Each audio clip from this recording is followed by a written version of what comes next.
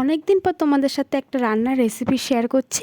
আমি গতকাল বানিয়েছিলাম নিরামিষ চানা মশলা, তো সেটাই তোমাদের সাথে শেয়ার করছি। তো নিরামিষ চানা মশলা বানানোর জন্য সবার প্রথমে আমি এক টুকরো আদা গ্রেটারের সাহায্যে গ্রেট করে নিয়েছি। তোমরা এটাকে চাইলে পেস্ট করে নিতে পারো।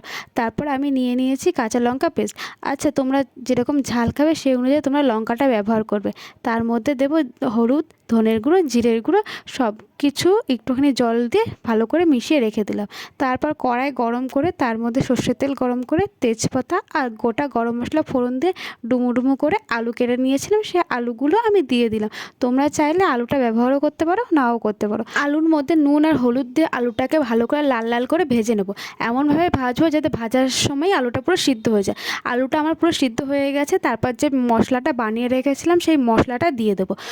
আলু আর মশলা এমনভাবে কষাতে হবে যাতে মশলার কাঁচা গন্ধটা চলে যায়। তারপর সামান্য জল দিয়ে কষাবে যাতে নিচ থেকে লেগে না যায়। কষাতে কষাতে যখন তেল ছেড়ে দেবে তখন ফ্যাটানো টক দই দিয়ে দেবে। তোমরা টক দই ব্যবহার করতে পারো বা এখানে তোমরা লেবুর রসও ব্যবহার করতে পারো। আমি এখানে টক দইটা ব্যবহার করেছি। টক দই দেওয়ার পর দিয়ে দেবো আমি কাশ্মীরি লঙ্কার গুঁড়ো, একটু কালারের জন্য। কাশ্মীরি লঙ্কার গুঁড়ো ও সামান্য চিনি দেবো। যেহেতু আমি টক দই ব্যবহার করেছি তার জন্য আমি চিনি দেবো।